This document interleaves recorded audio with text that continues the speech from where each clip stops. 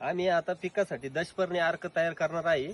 यासाठी आम्हाला लागणारे सर्व साहित्य, प्रथम कडुलिंबाचा पाला, करंजाचा पाला, निरगुडीचा पाला, घाणेरीचा पाला, चंतनी, सीताफळाचा पाला, रुईचा पाला, पपईचा पाला, मोगली एरंडाचा पाला, लाल कलरची कनेर, धोत्रा आणि गुलवेल, गावरान गाईचं शेण, गावरान गाईचं गोमूत्र, हिरव्या मिरचीचा ठेसा आणि लसणाचा ठेसा, त्यानंतर मोजण्यासाठी काटा. हे सर्व गावरान गाईचं आपल्याला शेण आणि गोमूत्र वापरायचे करणार दशपर्णी अर्क तयार करणार आहे.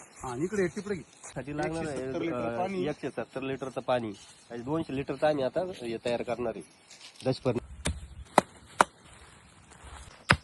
लसणाची पेस्ट आणि हिरवी मिरचीचा ठेसा. हिरव्या मिरचीचा ठेसा सर्वप्रथम कडुलिंबाचा पाला आता ठेसून टाकला याच्या.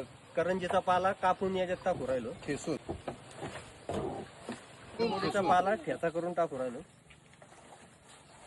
हे घाणेरीचा पाला, घाणेरी आणि टणटणीचा पाला दोन्ही मिक्स टाकले.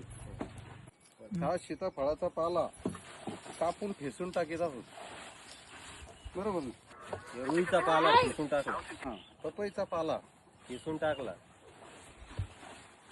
हे मुगली एरंडाचा पाला, लाल कनेर आता कुटून टाकलं याच्यात. धोत्रा व गुळवेल टाकला आता कुटून याच्यात.